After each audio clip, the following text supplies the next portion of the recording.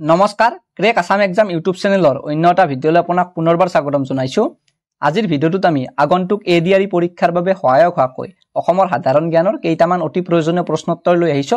গতিকে বেছি পলম নকৰি আজিৰ ভিডিঅ'টো আৰম্ভ কৰো আহকচোন। আজিৰ ভিডিঅ'টোৰ প্ৰথম প্ৰশ্নটো দিয়া আছে, which district of Assam has the highest forest density?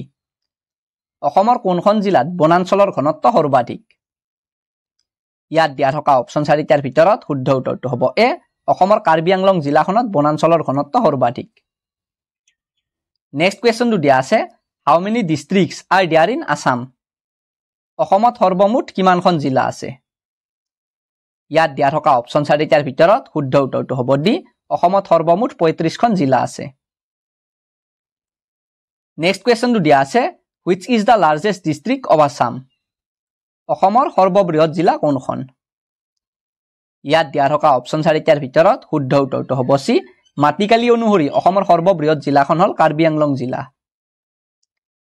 Next কুৱেশ্যনটো দিয়া আছে, what is the total population of Assam according to the 2011 census? 2011 চনৰ লোকপিয়ল অনুসৰি অসমৰ মুঠ জনসংখ্যা কিমান? ইয়াত দিয়া থকা অপচন 4টাৰ ভিতৰত শুদ্ধ উত্তৰটো হ'ব এ। 2011 চনৰ লোকপিয়ল অনুসৰি অসমৰ মুঠ জনসংখ্যা হ'ল 3,12,00,000 বা 3,12,05,576 জন। নেক্সট কুৱেশ্যনটো দিয়া আছে, which country is located to the north of Assam? অসমৰ উত্তৰ দিশত কোনখন দেশ অৱস্থিত? ইয়াত দিয়া থকা অপচন 4টাৰ ভিতৰত শুদ্ধ উত্তৰটো হ'ব চি। অসমৰ উত্তৰ দিশত অৱস্থিত দেশখন হ'ল ভূটান। ভিডিঅ'টোত আগলৈ যোৱাৰ আগতে আপোনালোকক জনাব বিচাৰিছো যে স্ক্ৰীনত দিয়া থকা আমাৰ চেনেলৰ ইবুকখনত 8,000তকৈও অধিক প্ৰশ্নোত্তৰ আছে, যিখন ইবুক পঢ়ি আপোনালোকে আগন্তুক এডিআৰই আৰু আসাম পুলিচৰ পৰীক্ষাত আপোনাৰ মাৰ্ক বৃদ্ধি কৰিব পাৰিব। যদিহে আপুনি এই ইবুকখন ডাউনলোড কৰি পঢ়িব বিচাৰে তেন্তে ডেছক্ৰিপশ্যনত দিয়া থকা লিংকটোত ক্লিক কৰি নাইবা আমাৰ হোৱাটছআপ নাম্বাৰত যোগাযোগ কৰি অতি কম মূল্য পে' কৰি এই ইবুকখন ডাউনলোড কৰিব পাৰে। ধন্যবাদ। নেক্সট কুৱেশ্যনটো দিয়া আছে, Assam does not have borders with which of the following states? তলৰ কোনখন ৰাজ্যৰ লগত অসমৰ সীমা নাই?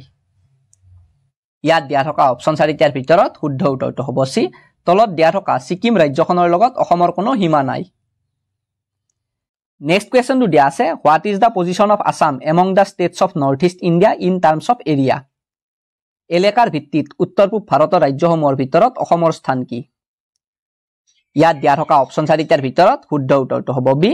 এলেকাৰ ভিত্তিত উত্তৰ পূব ভাৰতৰ ৰাজ্যসমূহৰ ভিতৰত অসমৰ স্থান হ'ল দ্বিতীয়। নেক্সট কুৱেশ্যনটো দিয়া আছে, what is the total area of Brahmaputra valley? Brahmaputra উপত্যকাৰ মুঠ মাটিকালি কিমান? ইয়াত দিয়া থকা অপচন 4টাৰ ভিতৰত শুদ্ধ উত্তৰটো হ'ব ডি। ব্ৰহ্মপুত্ৰ উপত্যকাৰ মুঠ মাটিকালি হ'ল 58,315 বৰ্গ কিলোমিটাৰ। নেক্সট কুৱেশ্যনটো দিয়া আছে, how many oil refineries are there in Assam? অসমত মুঠ কিমানটা তেল শোধনাগাৰ আছে? ইয়াত দিয়া থকা অপচন 4টাৰ ভিতৰত শুদ্ধ উত্তৰটো হ'ব এ। অসমত সৰ্বমুঠ 4টা তেল শোধনাগাৰ আছে। নেক্সট কুৱেশ্যনটো দিয়া আছে, what is the total area of Barak valley? Barak উপত্যকাৰ মুঠ মাটিকালি কিমান? ইয়াত দিয়া থকা অপচন 4টাৰ ভিতৰত শুদ্ধ উত্তৰটো হ'ব চি। বৰাক উপত্যকাৰ মুঠ মাটিকালি হ'ল 6,962 বৰ্গ কিলোমিটাৰ। নেক্সট কুৱেশ্যনটো দিয়া আছে, which is the last tributary of the Brahmaputra on its north bank in Assam? অসমত ব্ৰহ্মপুত্ৰৰ উত্তৰ পাৰৰ অন্তিম উপনৈ কোনখন? ইয়াত দিয়া থকা অপচন 4টাৰ ভিতৰত শুদ্ধ উত্তৰটো হ'ব এ। অসমত ব্ৰহ্মপুত্ৰ নদীৰ উত্তৰ পাৰৰ অন্তিমখন উপনৈ হ'ল সোণকোষ নদী। নেক্সট কুৱেশ্যনটো দিয়া আছে, which is the largest tributary of the Brahmaputra river? ব্ৰহ্মপুত্ৰৰ আটাইতকৈ ডাঙৰ উপনৈ কোনখন? ইয়াত দিয়া থকা অপচন 4টাৰ ভিতৰত শুদ্ধ উত্তৰটো হ'ব ডি। ব্ৰহ্মপুত্ৰ নদীৰ আটাইতকৈ ডাঙৰ উপনৈখন হ'ল সোৱণশিৰি নৈ। নেক্সট কুৱেশ্যনটো দিয়া আছে, the Karbi Anglong plateau is a large part of which plateau in India? Karbi Anglong মালভূমি ভাৰতৰ কোনটো মালভূমিৰ বিস্তৃত অংশ? ইয়াত দিয়া থকা অপচন 4টাৰ ভিতৰত শুদ্ধ উত্তৰটো হ'ব এ। কাৰ্বি আংলং মালভূমি ভাৰতৰ মেঘালয়ৰ ছোট নাগপুৰ মালভূমিটোৰ বিস্তৃত অংশ। নেক্সট কুৱেশ্যনটো দিয়া আছে, what divides Karbi Anglong into 2 parts? Karbi আংলঙক কিহে দুটা ভাগত বিভক্ত কৰিছে? ইয়াত দিয়া থকা অপচন 4টাৰ ভিতৰত শুদ্ধ উত্তৰটো হ'ব ডি। কপিলী নদীখনে কাৰ্বি আংলঙক দুটা ভাগত বিভক্ত কৰিছে। নেক্সট কুৱেশ্যনটো দিয়া আছে which river separates the Karbi Anglong plateau from the Naga hills কোনখন নদীয়ে কাৰ্বি আংলং মালভূমিক নগা পাহাৰৰ পৰা পৃথক কৰিছে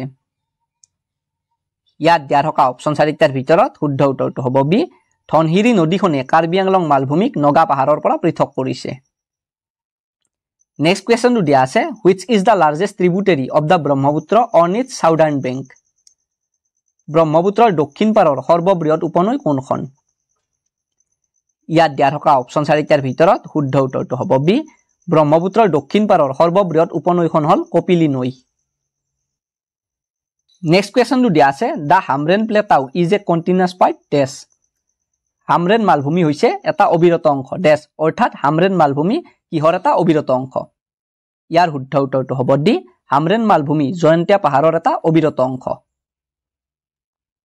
নেক্সট কুৱেশ্যনটো দিয়া আছে what separates the Brahmaputra basin from the Barak basin Brahmaputra অৱবাহিকাক বৰাক অৱবাহিকাৰ পৰা কিয়ে পৃথক কৰিছে ইয়াত দিয়া থকা অপচন 4টাৰ ভিতৰত শুদ্ধ উত্তৰটো হ'ব ডি বৰাইল পৰ্বতমালাই ব্ৰহ্মপুত্ৰ অৱবাহিকাক বৰাক অৱবাহিকাৰ পৰা পৃথক কৰিছে নেক্সট কুৱেশ্যনটো দিয়া আছে which is the highest peak of the Barail mountains Barail পৰ্বতমালাৰ সৰ্বোচ্চ শৃংগ কোনটো ইয়াত দিয়া থকা অপচন 4টাৰ ভিতৰত শুদ্ধ উত্তৰটো হ'ব ডি বৰাইল পৰ্বতমালাৰ সৰ্বোচ্চ শৃংগটো হ'ল লাইকে শৃংগ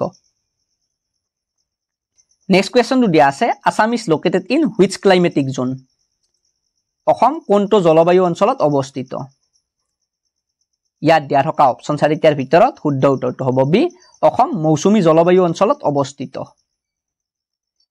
নেক্সট কুৱেশ্যনটো দিয়া আছে the landslide in Majuli started with the earthquake of which ইয়াৰ মাজুলীৰ গৰাখহনীয়া কোনটো চনৰ ভূমিকম্পৰ পৰা আৰম্ভ হৈছিল ইয়াত দিয়া থকা অপচন 4টাৰ ভিতৰত শুদ্ধ উত্তৰটো হ'ব এ মাজুলীৰ গৰাখহনীয়া 1950 চনৰ বৃহৎ ভূমিকম্পৰ পৰা আৰম্ভ হৈছিল নেক্সট কুৱেশ্যনটো দিয়া আছে in which year was lake Chandubi form due to an earthquake ভূমিকম্পৰ বাবে কোন চনত চান্দবী হ্ৰদ গঠন হৈছিল ইয়াত দিয়া থকা অপচন 4টাৰ ভিতৰত শুদ্ধ উত্তৰটো হ'ব এ 1897 চনত 12 জুনত হোৱা বৃহৎ ভূমিকম্পৰ বাবে চান্দবী হ্ৰদ গঠন হৈছিল নেক্সট কুৱেশ্যনটো দিয়া আছে which is the oldest coal field in Assam অসমৰ আটাইতকৈ পুৰণি কয়লা ক্ষেত্ৰ কোনখন ইয়াত দিয়া থকা অপচন 4টাৰ ভিতৰত শুদ্ধ উত্তৰটো হ'ব এ অসমৰ আটাইতকৈ পুৰণি কয়লা ক্ষেত্ৰখন হ'ল মাকুম